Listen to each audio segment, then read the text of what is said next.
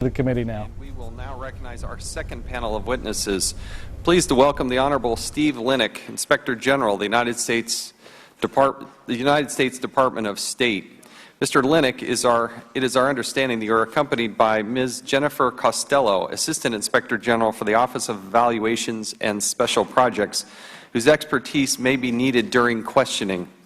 We will also ask that she be sworn in during this time, too. We also welcome the Honorable Charles McCullough, III, Inspector General of the Intelligence Community at the Office of the Director of National Intelligence.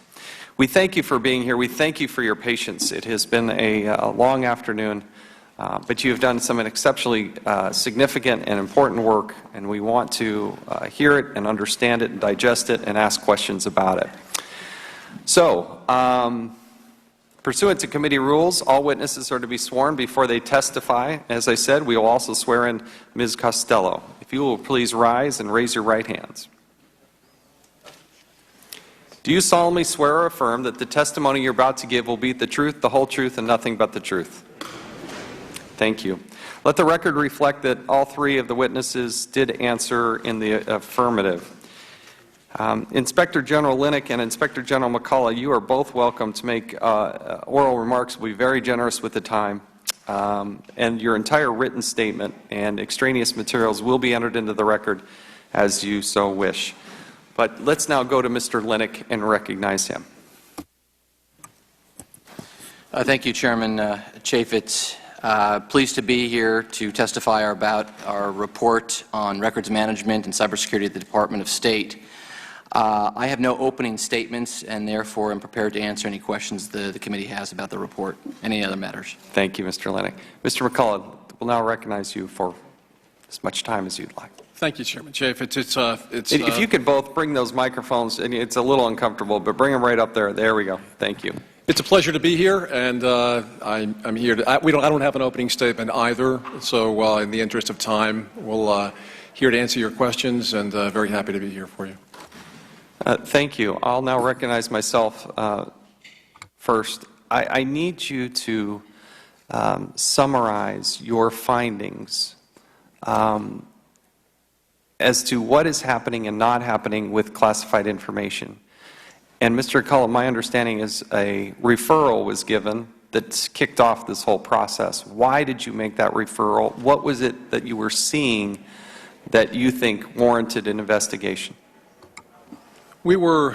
Chairman, we were assisting, I had been asked to assist IG Linick in a review of classification issues and other issues at the State Department. He requested my office to help because of our expertise with classification matters. And during our assistance with this particular review he was doing, we reviewed 300 documents that had already been released in the FOIA process for former Secretary Clinton's emails. We saw some classified material, one classified document that had been released that wasn't properly redacted. My inspectors noticed a second document that was classified but that was properly redacted. So we knew that in this sample of 300 that had already been published that there were classified documents in this, this set of emails. So also during our review, looking at essentially the internal controls of the email processing at the State Department, again, the role that we played was to look at the controls to determine whether or not the controls were sufficient to spot intelligence community equities and classified information. So we had talked to some people there, and we heard from senior management officials that they had perused the documents, and they were under the impression, one in particular, that there was a good deal of classified information in these documents yet to be processed, these 30,000 documents. They also commented to us that they didn't feel as though they had the personnel there, that there was a deficiency with the personnel in terms of having the appropriate number of people or appropriately cleared people, people with the appropriate expertise to review these documents. So I was looking at that. So we have documents that are already published, already processed through a FOIA. One was not properly redacted and it was classified. And I'm being told by the State Department information management people that they have concerns that there's a good deal of classified information in this set of documents.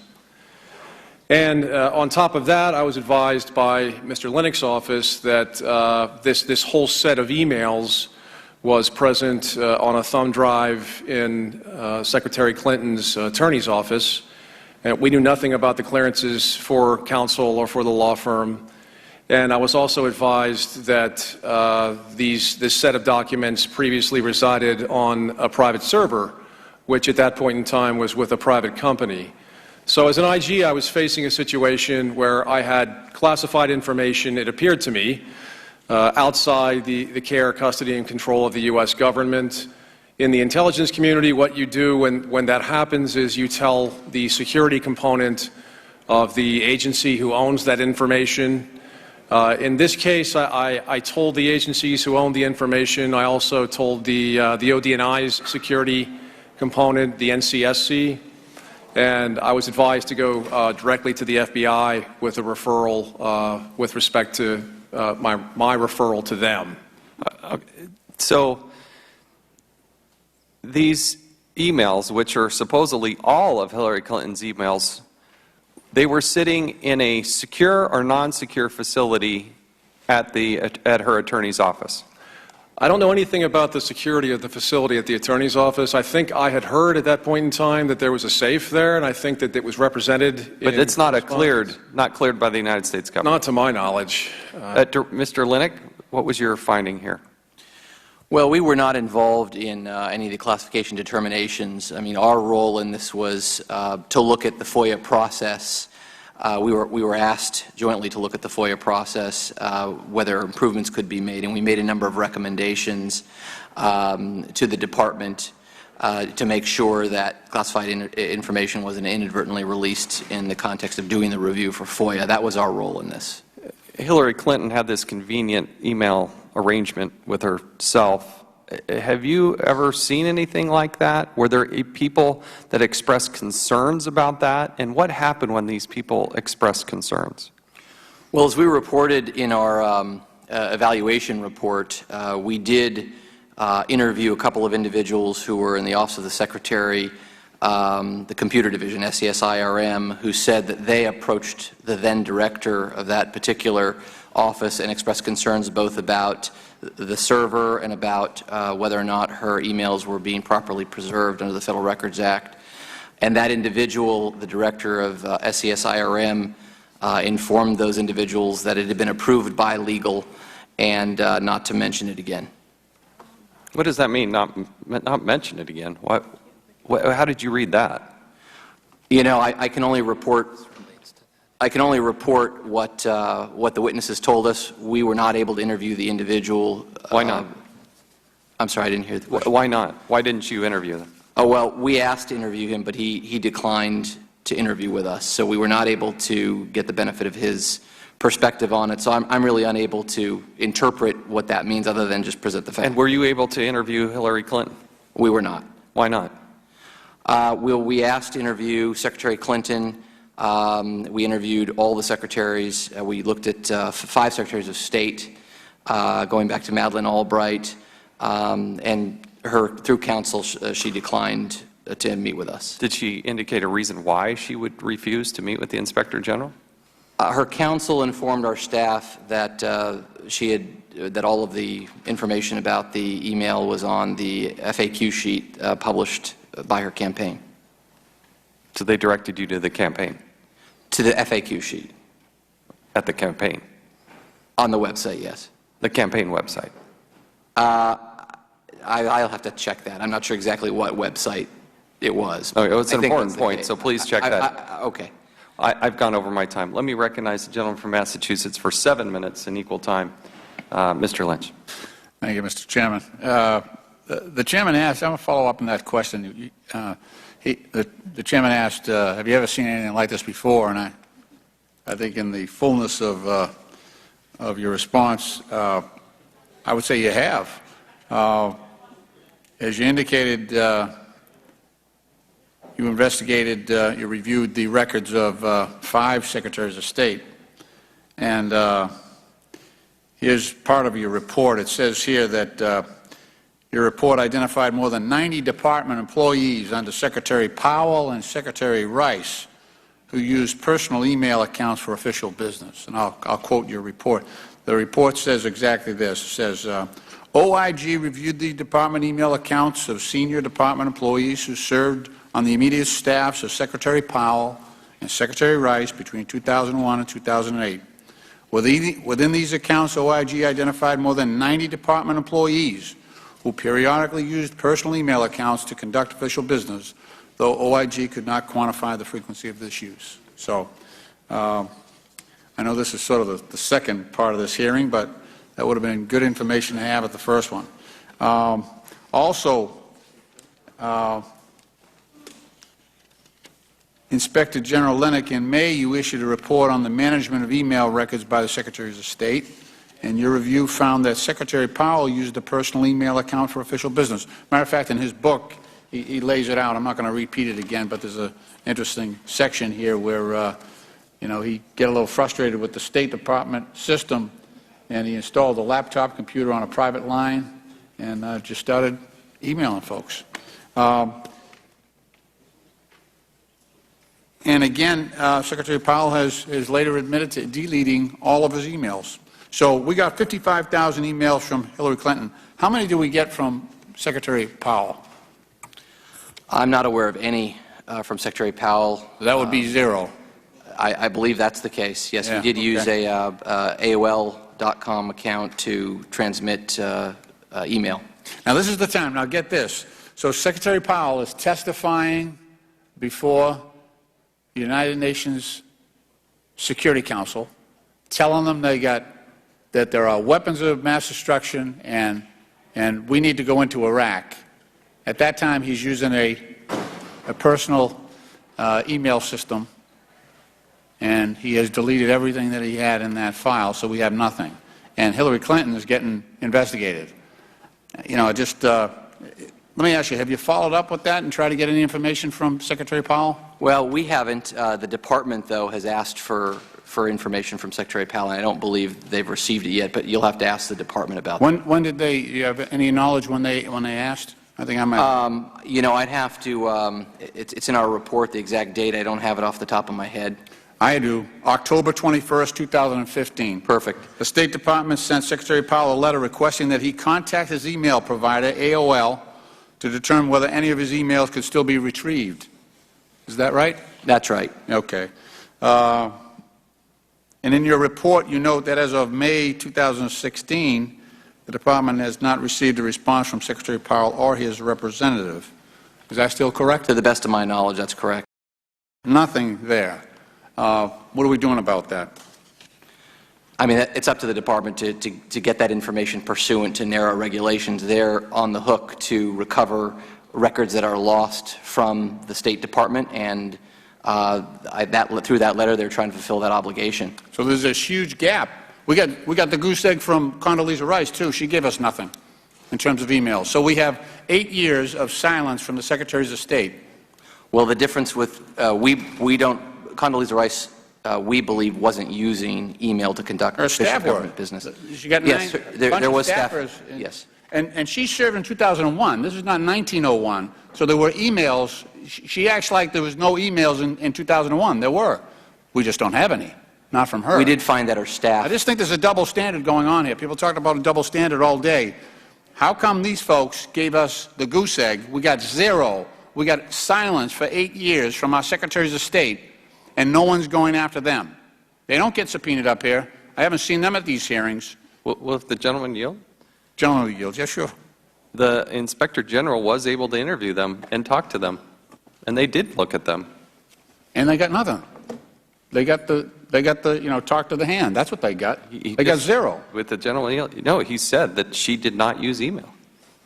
They just told, but they never subpoenaed or anything. But if you ask Mr. Lennick what happened with her aides, I'd like him to answer that question. So we did talk to Secretaries Rice and Powell and all the other secretaries, Secretary Rice told us that she didn't use email.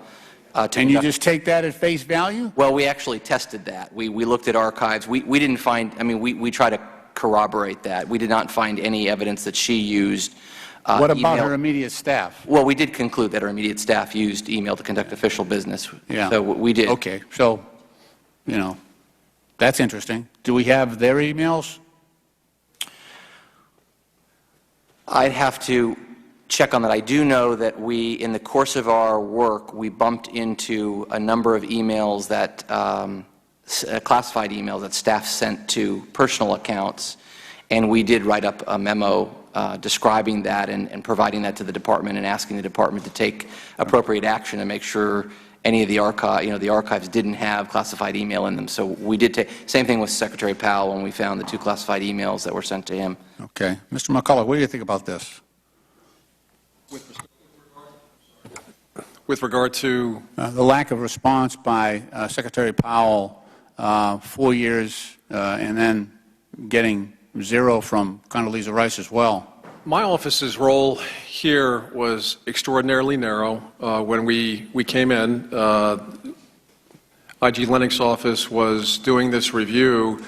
It was limited to the past 5 secretaries. We don't have the resources, the tasking, I believe, from We Congress. just spent $7 million investigating Secretary Clinton. We don't have the resources to, to... I'm talking about my office. The tasking from Congress was to determine whether classified information, one of the taskings that I believe Steve received, was to determine whether classified information had traversed non-governmental systems at the State Department. His office had scoped that down to the 5 past secretaries. When I came in, we thought it was the easiest thing, and quite frankly, we thought it would be the fastest thing to do. Since they already had 30,000 documents they were processing for a FOIA, to determine whether or not they had sufficient internal controls in place to identify classified information, identify classified equities. Can we subpoena AOL and just say, this was a private account that the Secretary of State during a very important part of our country's history, and we want those emails? Go get them rather than just waiting for. And look, I have great admiration for Secretary Powell. I do, and but still, that's information, in fairness, that we should have. I'm trying to explain that my office's role and my role in the review was narrowly tailored to determine whether or not classified information. My office doesn't have the resources to determine, with the thousands of employees at the State Department, who was trafficking in classified information on personal systems and who was not. He already had 30,000 documents right there that were going over. That had You mean Secretary Clinton's documents? That's correct. They were going through a FOIA process. So from an IG perspective, and it was more efficient for us, we thought we would look at the processes being used by the FOIA managers at the State Department, and we made recommendations to them. Did you recommend that we go after Secretary No, the recommendations we made were, first of all, that they asked us, can you please give us, these are the people who are actually doing the review. They felt as though they didn't have sufficient expertise there to spot intelligence equities. And so we recommended that they include intelligence people for this type of FOIA review, this particular FOIA review. We also recommended that they were doing this review on a secret level system, a CIPRNet level system. And because we had been told by some of the state officials that they thought there was a good deal of classified information in the emails, we recommended that they performed this processing on a top secret SCI level system, a JWICS level system. But that went completely around Secretary Powell's information because he was giving us nothing. They had only Secretary Clinton's stuff, so this review of 5 Secretaries of State was heavily focused on Secretary Clinton because of the complete absence of any other information. I would have to defer to IG Lennox with respect to any of the other secretaries in terms of the availability of emails on personal systems. Okay. I'll yield back. I'm way over time. Thank you, Mr. Chairman. Thank you. Now I recognize the gentleman from South Carolina, Mr. Gowdy, for 5 minutes. Thank you, Mr. Chairman. Inspector General Lennox, did you desire to interview Secretary Clinton as part of your investigation? Yes, we did. And were you able to do so? No, we were not. And how was it communicated to you that you were not going to be able to do so? Through her counsel, David Kendall had sent a letter to one of the team leaders on the report. Is that letter available for Congress to inspect? You know, I'll go back and check, but I'll have to get back to you on that. I mean, it certainly exists. Whether if it's legal to provide it to you, sure. Well, let's do this then. Let's fast forward and let's assume that you were able to interview her. Why did you seek to interview her, and what questions specifically would you have asked? Well, the focus of our report was not about classified information. The focus of our report was how the department, over the past 20 years, addressed records preservation and cybersecurity. You know, we were looking at whether or not there was a rule the department issued in 2005 requiring that employees use departmental systems. She used a non-departmental system, her server, to conduct official government business, and we wanted to ask her questions about that, whether she had approval, who approved it, and so forth. We also, so we want to get her perspective on those issues, among others. So let me see if I have this right. The Inspector General for the State Department wanted to interview a former Secretary of State. That's correct. And that request was declined. Yes. Well, at first blush, it sounds like your question was a reasonable one. You want to make sure that the information is safeguarded and protected and archived consistent with law. So I wonder why you weren't able to interview her. You given a reason? Just the reason that I articulated before. Other than that, I would be speculating. What other questions, and if you need to ask any of the wonderful folks with you, what other questions would you have sought to ask the former Secretary of State? Well, we also looked at records preservation, and the rules required certain that she print and file her emails, and that she, you know, make sure that they're part of the agency record-keeping system. We would have asked her about that. We would have asked her about some of the attempts to hack her system, at least as expressed by her some of her staff, which we've identified in our report. We probably would have asked her about that. So those are the kinds of things, her state of mind and so forth. I don't think you were in the room for Director Comey's testimony, and I don't know whether or not you had access to it in the back. Are you familiar with his testimony that convenience was one of the intentions the former secretary had in having this unusual email arrangement with herself? No, I don't recall that, but I did watch parts of the testimony. All right. He did cite convenience as one of the factors. Do you know when her emails were returned to the State Department? They were returned 21 months after she left the department. What was going on the second month after she left that made it inconvenient to return them then? I wouldn't be able to comment on that. How about the fourth month? Again, I just don't know. How about the one-year anniversary? Same answer. Do you know what possibly could have inspired her to begin searching for those records?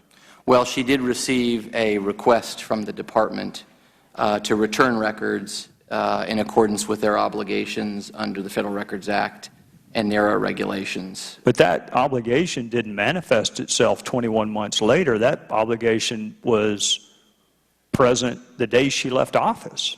And one of our findings was, along with Secretary Powell, that both of them failed to surrender their records, their personal records containing government business, when they left the department, thus depriving the department of having those records as part of the agency record-keeping system. And I assume you probably would have asked the former secretary, had you had an opportunity to do so, why it took 21 months to return public record. And just so there's no, I mean, nobody likes Congress. I get that. We're not sympathetic. But there are FOIA requests that would have been received by the State Department during that time period, right? Possibly. How would those FOIA requests have been responded to and complied with if they didn't even have the records? Well, as we identified in our previous report on FOIA, it would have been difficult if the records are not part of the agency record-keeping system to respond to FOIA. I'm out of time, but I know the chairman will give me one more question since he's given a lot more than one more question to other folks. I want you to assume an absurd hypothetical that Secretary of State has exclusive use of personal email and that she is corresponding with someone who also uses personal email. You with me? I'm with you. How in the world is the State Department ever going to capture that email? It would be, and this is something we addressed in our FOIA report, it would be difficult because... That'd be a challenge, wouldn't it? It would, because only records under the agency's control are subject to FOIA. So in other words, the department wouldn't be able to reach in necessarily to a private account. So well, you wouldn't even know about it, would you? If it's personal to personal, how would you know about it? You wouldn't know about it. All right, well, I'm barely out of time. Thank the chairman. I thank the gentleman. I'll now recognize Mr. Cummings for 7 minutes. Inspector General Link and Inspector General McCullough, on March 9, 2016, 7 committee ranking members of the United States Congress from the House and the Senate sent you a letter. I signed this letter along with the ranking members of both the Senate and the House Intelligence Committees, the House Foreign Affairs Committee, the Senate Foreign Relations Committee, and the House Armed Services Committee, and the Senate Judiciary Committee. Are you both familiar with the letter? Yes, sir. Are you, Mr. Yes, Lynn? I am. Mm-hmm. The letter asks you 13 questions. To date, neither of you has answered one single one of those questions. Why is that? So we have responded to the letter, and in the response to the letter, that has led to several individual member meetings, and we have offered member meetings to all the members who had concerns so that we could address them, and the member meetings I have had directly addressing those questions. And so, I would re-extend that offer to you, Ranking Member. Well, let me. On May 16th, 2016, Mr. McCullough, you provided a response that was written in such a way that it was overclassified at the secret level. Was it really necessary to classify your response that way? And why did you write a response that could be publicly, why didn't you just do one that could be publicly available?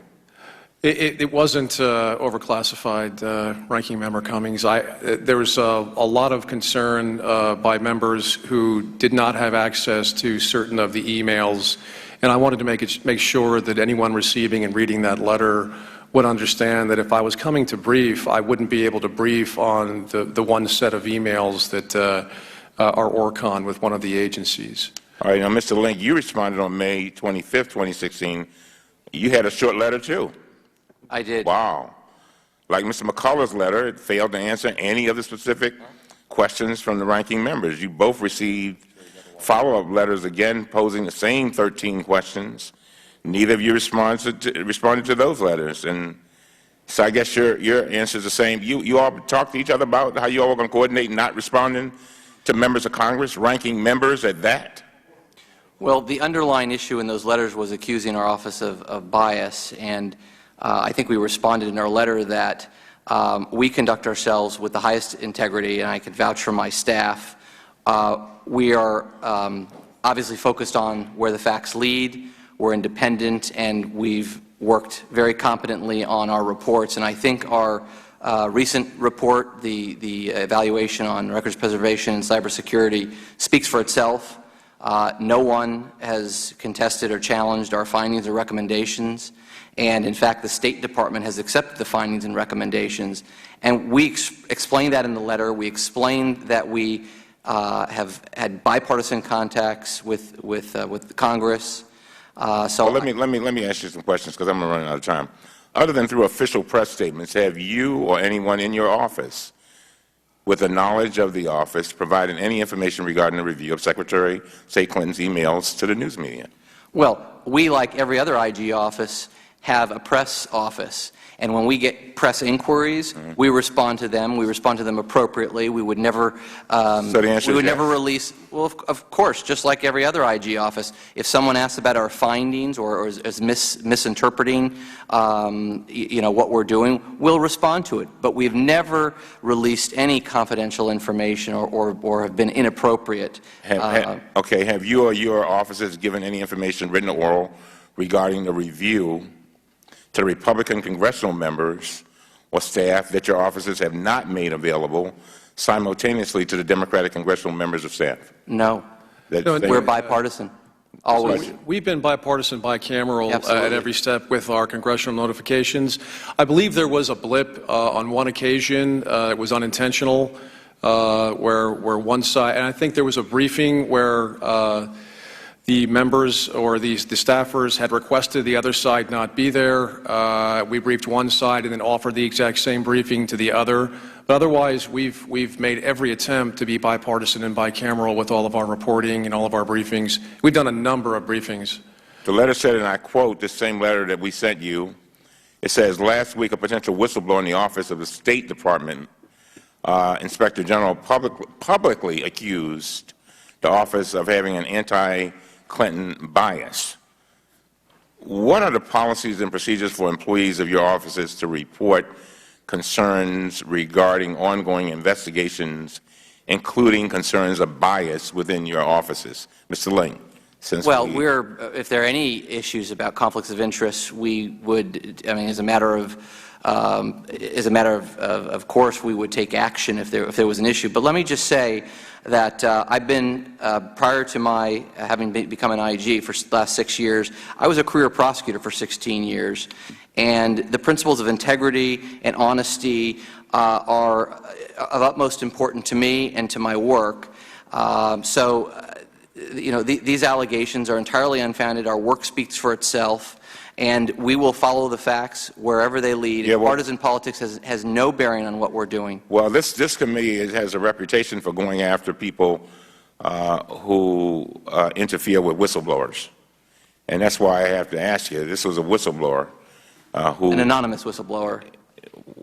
Well, he publicly accused the office. It was anonymous. We have no idea who or what, but these are unfounded allegations. This was before our report was issued. I think our report speaks for itself. Let me ask you this. Did you have a response to that, Mr. McCullough? I would echo. And do it briefly, because I got one more question. I would echo IG Lennox's response. Tell me something. What happens when you all disagree on things that should be classified? One of the things that bothers me about this whole thing is this retroactive classification. People on this committee may have committed a crime. I'm just telling you, by releasing things that were later retroactively classified. How do we deal with that? What can we do to try to clear that up? And what happens when you all disagree with each other? So in terms of when our departments or when we disagree as IGs? Yeah, when you disagree as IGs, in other words, your departments say one of your departments say there's something that should be classified. The other one says it doesn't deserve that kind of classification. What happens then? Is there an arbitrator or whatever? Well, because this stuff leads to crimes, as you well know. Well, we don't make classification determinations. What can we do to help with that? So as IGs, we don't make classification determinations. You're talking about when a department disagrees with another department. Yes. That happened in this case. So you had the State Department, and I did hear Director Comey's testimony with respect to this up classification, and that was relative, despite my years in the federal government, that was a relatively new term to me. I think that is a fairly common occurrence in the State Department. What I can say is that the emails that we reported to Congress in the congressional notification, we focused on those. Those were not up-classified, sir. Those were classified when they were sent and when they were received. So we were focusing on those. Now, if there is a disagreement, and I think what you're getting to is there was this parallel reporting issue where I believe there was an email or two the State Department thought that they had received it from a different source. What I can tell you there is the agency that we dealt with and facilitated the classification on that's one of the agencies who completed declarations for us, and they disagreed with the supposition that the information came from a parallel source. They believe that information, they are the information owner for that information. Some of it was very specific. I can't get into why it was their information in an open forum here, but some of the information was specific enough to tell where it would have come from. Are you all going to answer the 13 questions? I think we'll get together. If you're not satisfied with No, I'm where not we are right now, satisfied. we I'm not. will come and brief you in person if you like. Yes, I would. I will get together. Yes, sir. Thank you. I appreciate it. Okay. And just as we recognize Mr. Meadows, I think what the committee should look at in a bipartisan way, if we do it right, we do it we do it together and do it united and do it unanimous if we can. I am very intrigued by what Senator Patrick Moynihan did about 20 years ago, because in a bipartisan way they issued a report about classification, and it was done so, and basically the synopsis was everything's overclassified, and if everything's classified, then nothing's classified. And I do agree and concur with the gentleman from Maryland here that, my friend, that the consistency, the human error, the problems that this creates with the mass amount of data and information and the millions of people that have classified clearance, it does create a problem. And I think a bipartisan commission, something similar to what Senator Moynihan spearheaded 20 years ago or so, is something that we should look at. That's a good idea, Mr. I'd ask unanimous consent to enter into the record the two Inspector General reports that are under discussion today without objection, so ordered. We'll now recognize the gentleman from North Carolina, Mr. Meadows. Thank you, Mr. Chairman. Mr. Lennox, let me come to you, and feel free to have Ms. Costello jump in if she can illuminate the answer better. On March of 2015, Secretary Clinton publicly said, and I quote, "I opted for convenience to use my personal email account, which was allowed by the State Department." Close quote. She went further to say, "The laws and regulations in effect when I was Secretary of State allowed me to use my email for work. That is undisputed." Close quote. Are those accurate statements? Well, I hesitate to comment on public statements, but I will say that our report shows that... well, we're in a public forum now, and obviously a lot's been said about it. Are those accurate or not? But I can tell you our report said that she didn't have approval from senior officials of the department, and we don't believe it was permitted, both under the rules and none of the officials, the senior officials who were there at the time, gave her approval or were even aware that she had a server, according to them. So let me see if I can digest that long answer into a very short, concise statement. It is not an accurate statement. Again, she didn't have approval. So, okay, so Ms. Costello, would she have required approval in order to be able to use a personal email according to regulation? Would she have required that kind of approval? Ms. Costello, we have to... I need you to bring your chair up and sit next to Mr. Lennox, if you would, because we need to be able to capture that for our recording purposes. She was sworn. I was. Yes. Can you hear me? Yes. Okay. So in order to exclusively use personal email for official business, Secretary Clinton would have required approval. The reason we know this is because the officials we interviewed at the department, both in the Office of Diplomatic Security and the Office of Information Resource Management, told us that. And in telling us that, they were relying on a department policy that was put in place in 2005, which says that day-to-day operations must be conducted, I'm paraphrasing, but must be conducted on authorized information systems. And so the implication there is any exclusive use would be a day-to-day operation and shouldn't occur without approval. So that created a red flag for your investigative team?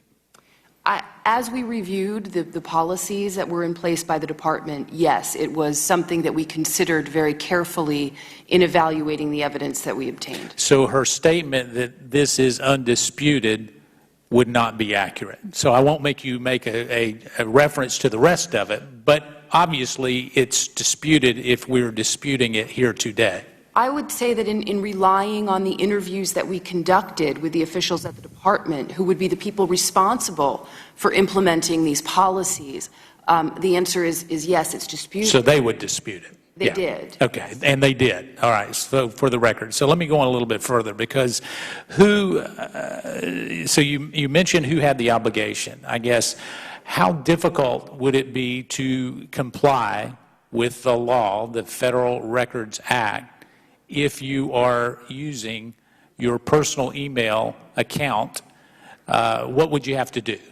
Well, I want to draw a distinction here, because what we were just talking about were the cybersecurity provisions at the department, and now we've switched a little bit. But to the Federal Records, wouldn't she have had to have printed out those emails and kept those to be in full compliance with the regulation? Yes. During her tenure, folks in the Office of the Secretary, in order to comply with email records preservation and management policies at the department, needed to print and file those emails.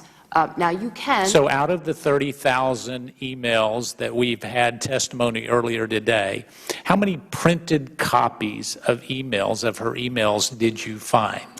I don't know, but I can say that we did find, as we reviewed other folks' emails and hard copy files, we did find some examples of such. So in more than 1,000 printed? I'm sorry, I can't hazard a guess on that. I really don't know. All right, so can we get copies of all those printed emails through FOIA or through subpoena? Well, those emails. Because that's the whole reason for the Federal Records Act, is so it would be, so you're suggesting that there is a universe of printed out emails that we can find?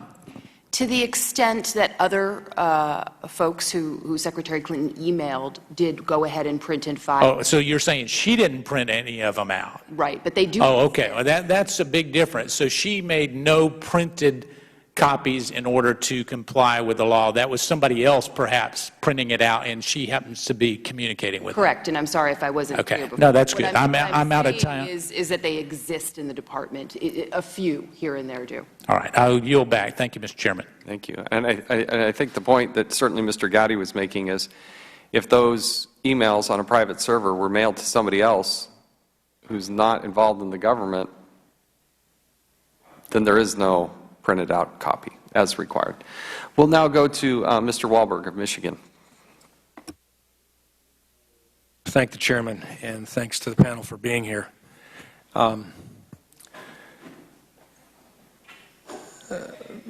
McCullough, what is the significance of special access programs? It is the highest level of sensitivity in terms of classification information in the federal government. The highest level, so beyond classified, secret? It's the most sensitive information the government has, sir. How does this classification then relate to the other categories classified as information such as confidential, secret, and top secret? In other words, why is it determined to be the most sensitive? So you have several levels of confidentiality classification in the federal government. You're starting with confidential. That's the parenthesis C, close parenthesis. That's the lowest level of classification. You go up there from to the secret level, and then you go to the top secret level. And then each of those levels may have handling caveats that are trigraphs, such as ORCON, SCI, and what you're asking about is SAP. So the SAP information would be characterized as the most sensitive, among the most sensitive information that we have in the government in terms of classification. Now you classify things based upon the relative likelihood of damage to the national security if the information happens to be released. That's That's an assessment that each person makes. An OCA, that's an original classifying authority. They make that assessment when they do classify something. I'm talking about original classification. Okay. Derivative classification, you're just taking it straight from the OCA's classification and carrying it over. You don't question whether or not the OCA was correct in calling it secret SI. You bring it over. Okay. On January 19th, 2016, you wrote to the chairman of the Senate Intelligence Committee, or Intelligence and Foreign Relations Committees, saying that the State Department subsequently announced later, as a result of that letter, that it would withhold 7 email chains because they referenced materials on special access programs. In your letter, you said you had not received the declaration from a second intelligence community element as of that time. Did you ever receive one? Yes, sir. That intel element provided their declaration, I believe 2 declarations, directly to the Congress via their own IG, via their agency IG. Is it your experience that senior government officials are often unaware of the significance of special access program designations? No, sir. That's not my experience. So it's a normal and expected understanding that senior officials should have. Absolutely. Let me ask both of you then, have either of you in your careers ever seen a situation before where special access program information was discussed over unclassified systems? No, I can't recall. I've had a fairly extensive career in the IG world. I was an FBI agent for 10 years. I was the head of investigations at the NSA for 8, and I've been the ICIG for about 5. I can't recall a situation where I've come across this particular situation. No. Mr. Linick? Well, I haven't, but I haven't been in this. I haven't really been working in this space in terms of. I don't have a lot of opportunity to assess whether others are disclosing special access information, but I haven't seen it in my career. What repercussions, Mr. McCullough? Well, and certainly, I'll just qualify my answer. That's not to say it hasn't happened. We do get, in the intel community, when you're dealing with intel information every day, especially for the agencies we call the Big Six, the purely intel agencies, we have employees who are dealing with only classified information all the time. And so there are issues we run into. And in terms of the consequence for that, I couldn't prejudge what a consequence would be in terms of a security process or an administrative misconduct process.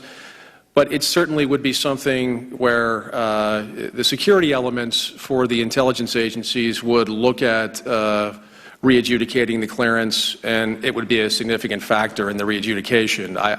But it's a case-by-case basis for these types of things. There are a lot of factors involved. But there would be repercussions, undoubtedly, as a result of. There would be consequences, yes. Okay. Thank you.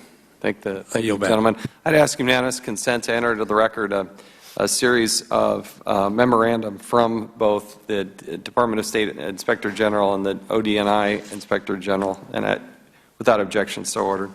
We'll now recognize the gentleman from Georgia, Mr. Carter, for 5 minutes.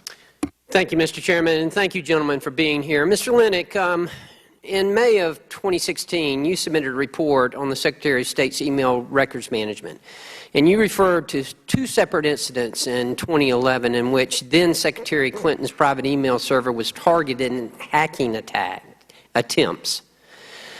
In January of 2011, there were 2 instances where a non-State Department employee notified Clinton's Deputy Chief of Staff that he had to shut down her server because he believed someone was trying to hack in. The next day, then Secretary Clinton's Deputy Chief of Staff for Operations, Houman Abedin, told senior staff not to email sensitive information over Clinton's server. Is that true? That's what we reported. That's contained in the documents we reviewed. Okay. On May 13th, 2011, after two of Secretary Clinton's immediate staff discussed Clinton's concern that someone was hacking into her email after she received a suspicious link, Secretary Clinton received another email with a suspicious link from an undersecretary.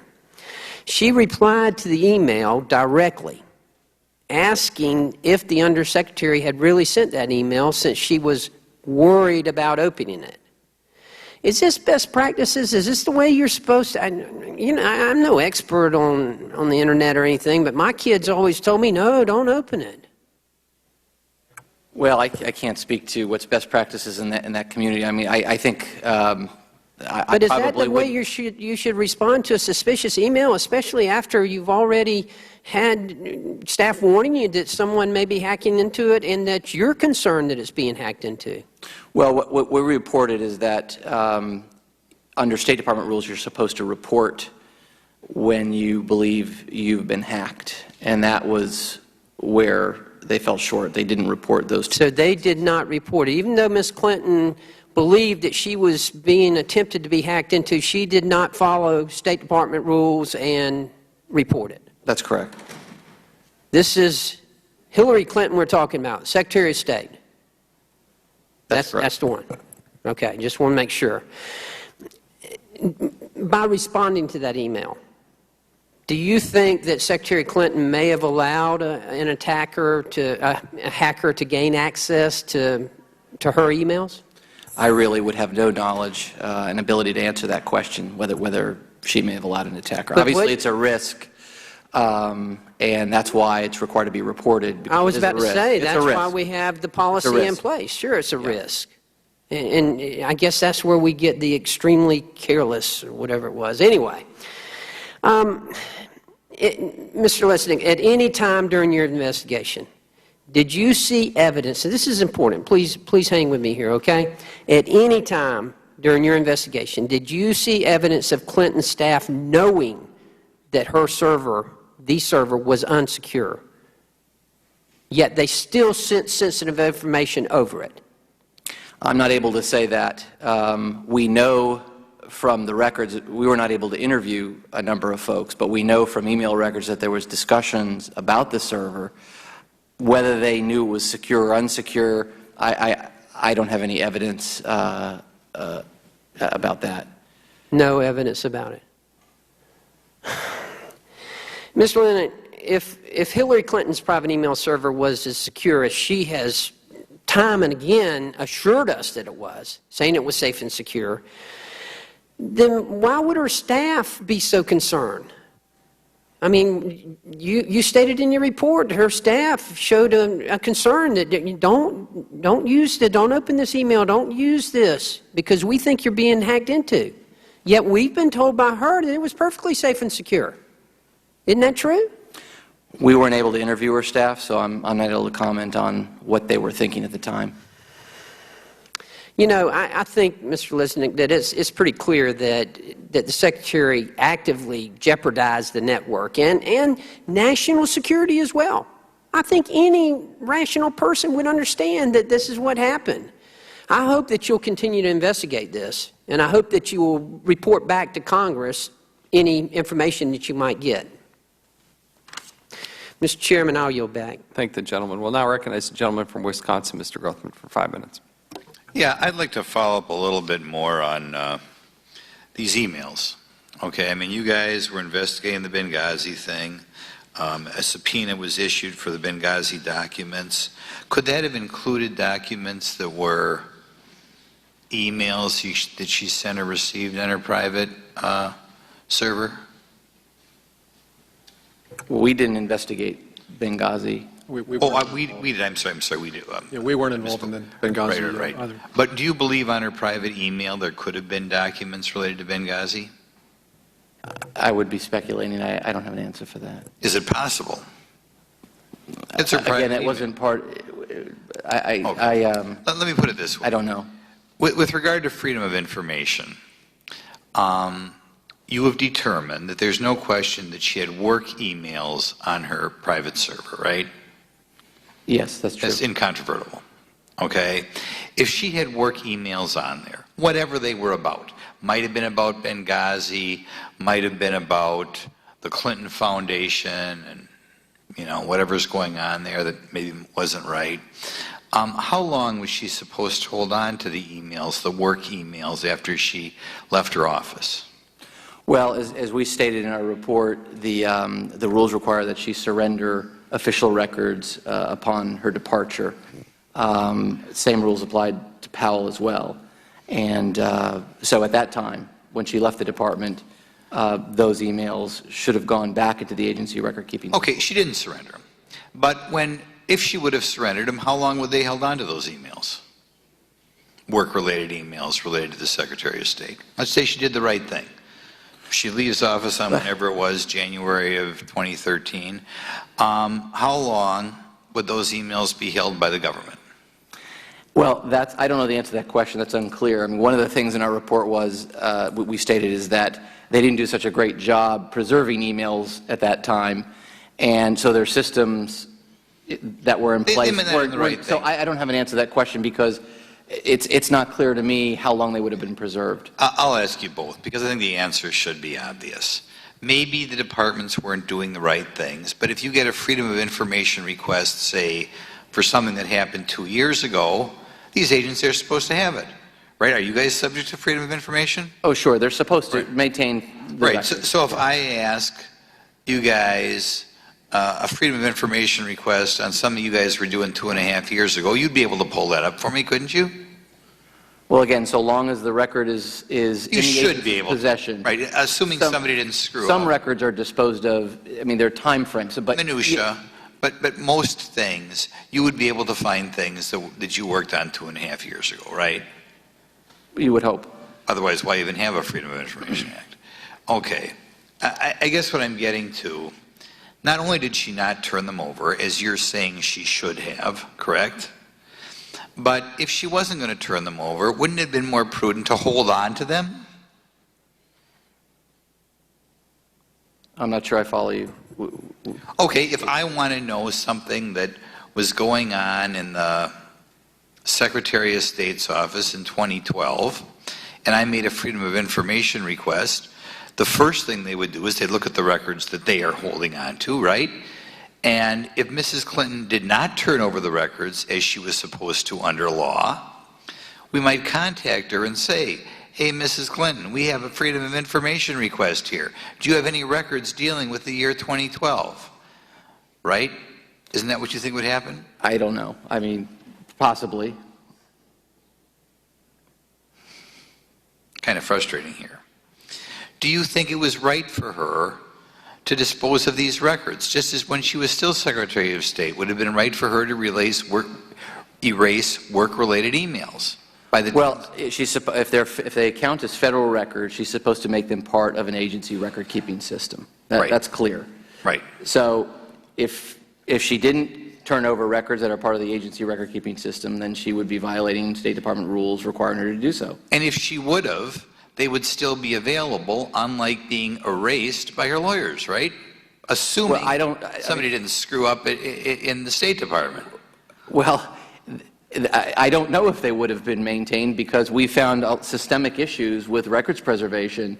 So I can't tell you for They sure. should have been maintained. I'll put it that way. Absolutely. Sure. So absolutely, if somebody makes an open records request, be it about the Clinton Foundation, be it about Benghazi, whatever, in the year 2014, the State Department should have been able to say, here are the emails related to that, right? Sure.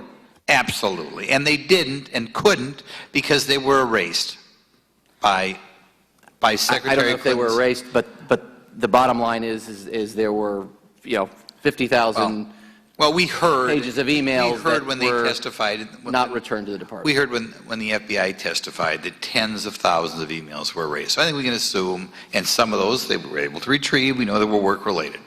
So I guess that's the point. Was something wrong done there to erase work-related emails? So as the result, a Freedom of Information request cannot be fulfilled. Is there something wrong with that? Very wrong with that. Well, again, if they're agency records, they should be part of the agency record-keeping system. In other words, work-related emails. Well, they'd have to fall within the definition of an agency record, which is anything that documents the, the deliberations, the agency transactions, those kinds of things, not personal matters or not logistical matters. Work-related. Work-related. So when correct. when the FBI testifies, as they did like an hour ago, that they found work-related emails that had been erased, there was something clearly wrong there, because those emails should have been available in case somebody was making a Freedom of Information request. They should have been surrendered to the department when she left. Surrendered, and they should have been available. Right. Thank you. Thank the gentleman. A couple quick more questions, and then we're getting near the end here. Mr. Costello, electronic records fall under the jurisdiction of the Federal Records Act, correct? Pardon me. Sorry. It's okay. Yes, they do. Mr. Lennick, do you believe, I'm going to ask you both questions, so go ahead and stand. Does this include, so electronic records fall under the jurisdiction of the Federal Records Act, right, Mr. Lennick? So long as they contain work-related materials, yes. Does this include video? Well, if you're asking about the videotape, the separate issue, I mean, that's something we're looking at, and we're really not able to comment on that at this time. I mean, that's an ongoing matter, whether videos are records. But we're looking at that issue. Let's get, is this relating to the 8 minutes of deleted videos? Right. So the Inspector General is doing an investigation. Well, we're looking, we've done it, we've started a preliminary review, and we've looking into that matter at this point. We have not opened a full-blown investigation, but we are looking to see sort of what the issues are, and we've interviewed some people. Well, we also have a jurisdiction, and we would like to know. So my question is, if the electronic record is video, is it treated differently than if it's text? I'm not able to answer that question. I mean, that's outside the scope. Why not? Because I don't have an answer for you. Again, we're sort of in the middle of looking at those issues. It's not part of the report that we issued, and I can only talk about what my work supports. But so if I wouldn't want to venture a guess. If the personnel are paid by the federal government, the hardware is paid by the federal government, the software is paid for by the federal government. If somebody were to tamper with that information, is that a violation of the Federal Records Act? I mean, a federal record can be contained on any medium, so potentially it could be a record, potentially. In the case you're talking about, there's a transcript and a video, and it's unclear which is the federal record. So that's why I'm hesitating here. But a federal record can be on any. It could be on a napkin. Could they both be? Again, I'm not sure, and I don't want to get into that. When will you give us that answer? Well, we're working on it, so we'll. No, but I want to know what's reasonable to know when you're going to get back to us on an answer on that. You know, I will talk with my staff who's doing that work and get back to you and let you know sort of where we are. You'll get back to me when? I'm happy to get back to you as soon as I get back to the office and let you know sort of what's going on. By the end of the week, is that fair? Sure. That's tomorrow. So. Sure. That would be most helpful. And I do think it's affecting the federal record. And I think you need to look very closely at that. Something we're looking at, and we need your input and your professionalism in saying, to me, it's pretty clear. These are all records, whether they're video, transcript, there may be photos. Certainly, if you are involved in law enforcement, the more of that you have, the better the situation. And we do this differently than most countries. We do preserve records, and we do allow public to access this information because they paid for it. It's their government. That's what the Freedom of Information Act is all about. And when things are there and then deleted on purpose, then there's a cloud of mystery that needs to be rectified, and I look forward to hearing back from you. The emails, the classified Hillary Clinton emails, can you provide us those classified emails? Well, we didn't look at the classified emails. I mean, that wasn't part of our review. I mean, maybe Mr. McCullough can answer that question. Certainly, I can provide you And I think I believe we have provided Congress with everything that we had. We can certainly, it's over in Senate Security. We provided it to SSCI, I believe, and HIPS. Can you provide this committee in a secure format the classified emails? What I can, to a certain extent. I cannot provide a certain segment of them because the agency that owns the information for those emails has limited the distribution on those. So they're characterizing them as ORCON. Explain what ORCON is. Originator control. So I can't give them to even Congress without getting the agency's permission to provide them. So they have been provided. Which agency? I can't say that here in an open hearing, sir. So you can't even tell me which agency won't allow us as members of Congress to see something that Hillary Clinton allowed somebody without a security clearance in a non-protected format to see. That's correct? Yeah, this is the segment of emails that this is why my letter back to Ranking Member Cummings had to be classified, because people would like to see this segment of emails.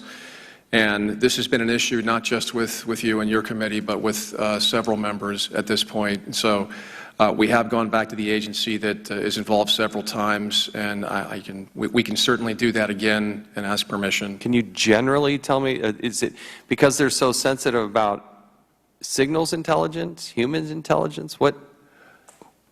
We shouldn't get into the content of these emails in an open hearing, but I'd be happy to tell you. I don't want to violate that, but the concern is that it has already been violated, and it was violated by Hillary Clinton, and it was her choice. She set it up, and she created this problem, and she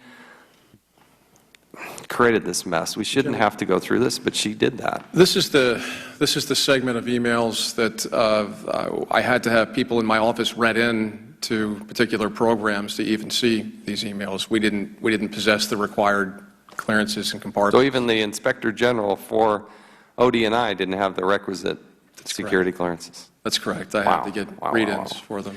Unbelievable. What a mess. I'll yield back. The gentleman from Maryland, Mr. Cummings. A while back, and it's been a good while, when we had the stimulus program, back in 2009, I guess, Mr. Devaney, who was, I think, in charge of it, he said something that I'll never forget. He said, you know, we were talking about how do you control the money and make sure that nobody does anything wrong. He said, I'd rather do things up front so that people never commit an offense than to have them commit an offense and then they're in trouble. And I'm trying to figure out, I got to tell you, this whole thing of classification really bothers me. And it bothers me because I think it's so unfair. I mean, is somebody going to classify something later on? You all just, I mean, your offices, I mean, well, intelligence and state disagree. As a matter of fact, I was looking at something where there was a disagreement between state and the intelligence a while back, and Senator Corker has sent a letter, wrote a letter to the State Department about one of these disputes last year, and the State Department responded in September, and I quote, your letter focused on an email chain that someone within the intelligence community claims should have been redacted as secret.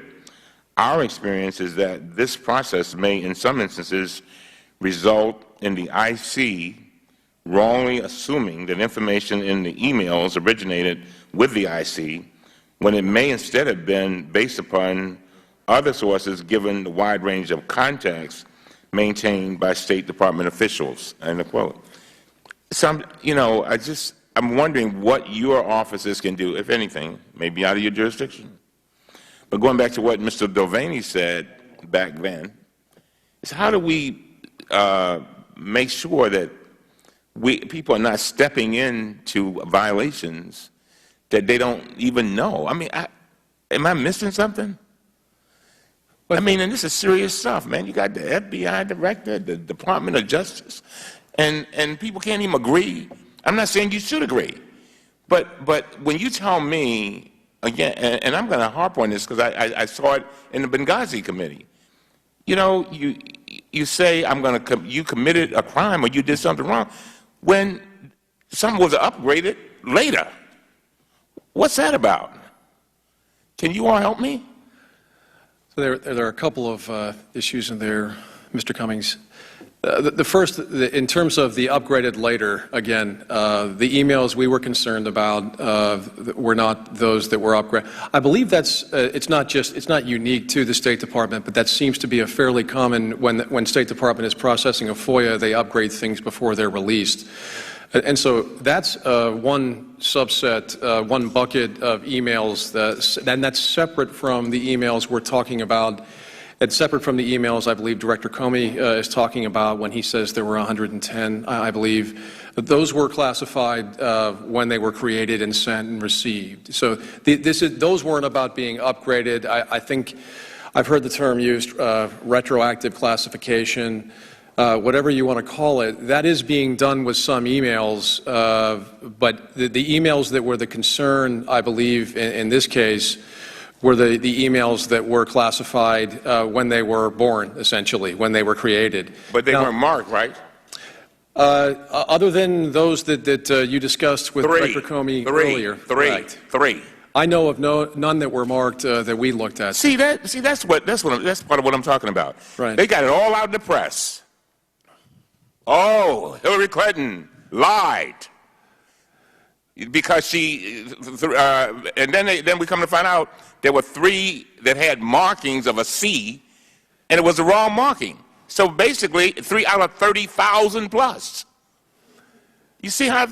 But to your question about what can we do about overclassification, of course, in the intelligence world, transparency and classification and secrecy tend to be competing equities. There are civil liberties protections offices and privacy officers, but we have done as IGs over the past several years reports under the Reducing Overclassification Act. Each IG would have done one of those for their department or agency, and the IGs now, I think, if they haven't finished yet, will be in the process of doing a statutory follow-up. This was mandated from Congress on reducing overclassification. So each IG is doing a review of its department or agency having to do with overclassification. Well, I hope that the IG bill helps you all. I hope that helps because we worked very hard on that bill because we want you all to be effective and efficient. Again, I want to thank you and your staffs for your service. We really appreciate all that you all do. Thank you very much, and thank you for being here. And I'm going to follow up on my 13 questions. All right? Yes, sir. We'll be there to brief you in person. I'm looking forward to it. Yes, sir. Me too. Now recognize the gentleman from Massachusetts, Mr. Lynch. Thank you. I too want to thank you for your service and your willingness to help the committee. And just in closing, after all this, the long investigation of Secretary Clinton, are we approaching? I mean, technology now has allowed us to have full spectrum surveillance of people in government, so that every word, every thought, every conversation, it's gone beyond just capturing official records. But, you know, it's actually, I think we're at a point where it has a chilling effect, where you can't even have normal discourse anymore. You got to leave your office and have a conversation in the hallway. And you got to make sure that other person leaves their cell phone aside. And I just think it's driving a lot of conversations underground. And, you know, I realize we're on the Oversight Committee and we want to make sure that we have a certain level of transparency. But I also think that, you know, I think a lot of people in government will think twice. First of all, people will think twice about serving in government.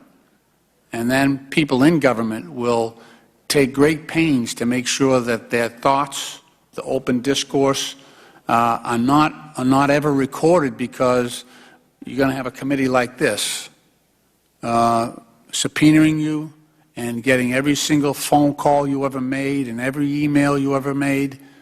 It's not good. This is not a good result. And, you know, I know inquiring minds want to know, but it just makes it very difficult for a government to function. and it has an implication for the public too, because, you know, people call it, we've exempted ourselves, by the way, Congress, but for good reason. But, you know, the public has to interact with us. And so those phone calls, those emails back and forth, people petitioning their government, that's all subject to surveillance as well. You know, I just think we've reached the tipping point here, and I'm just curious if you think about that at all. Yes, sir. One aspect and one area where we think about that has to do with whistleblower communications. So as IGs, we deal with the public a lot also. Many of them are current or former government employees or contractors, and so we have, over the past couple of years, had to balance that out too, the need for security, the need for counterintelligence, which is sacrosanct. We have to protect secrets. On the other hand, we have to have people feel comfortable as whistleblowers to come to an IG and make a complaint about a law, rule, or regulation. So I share your concern there, and that is something I chair the Intelligence Community Inspector General Forum. It's all 17 intel agencies, and it's something that our forum has had a lot of discussion about, frankly. But we feel as though we've at this point struck a manageable, livable balance with the agencies and management, so that people can feel comfortable coming to an IG and complaining to us without fear of their communications being used against them. And if they are, then we have reprisal statutes. And as Mr. Cummings said, this act is going to help strengthen us also. And so we investigate reprisal when that does happen. No, I mean, you see it in the pushback. State Department has a culture where, all these people, going back to Condoleezza Rice and Secretary Powell, Secretary Clinton, people using private communication devices. That's all to get out from underneath this constant surveillance. So, I don't know. At some point, we just try to strike that right balance. Sometimes it's difficult. I yield back. I thank the gentleman. I want to thank our witnesses here today. I want to thank the Inspector General community in general. We got a lot of good men and women who pour their heart and soul in a lot of their work. My biggest fear is that we don't read it, digest it, and then act on it. But we're committed to doing that as much as possible. But you're looking under the hood. Your recommendations, your findings, they're pivotal for us to do our jobs here in Congress. And I just want to thank those men and women. I hope you carry that message back to each of your organizations. I also want to personally thank the three of you for spinning on a dime and being here so swiftly. We did do this around the FBI director's availability. When I spoke with him on the phone on Tuesday, I asked him which day would be most convenient, and he said Thursday. So that's why we ended up on Thursday, and we all spun around that, and you did as well. And so I thank you for the swift manner in which you made yourselves available and the interaction that you've had with the committee. I do want to make sure we follow up on Mr. Cummings' questions and requests. And I do, Mr. Lennick, really, and Ms. Costello, I want to make sure that we get that information about electronic records as it relates to videos and those types of things. Again, I thank you for being here. It's been a good long day, but fruitful and an important work. The committee stands adjourned. Thank you.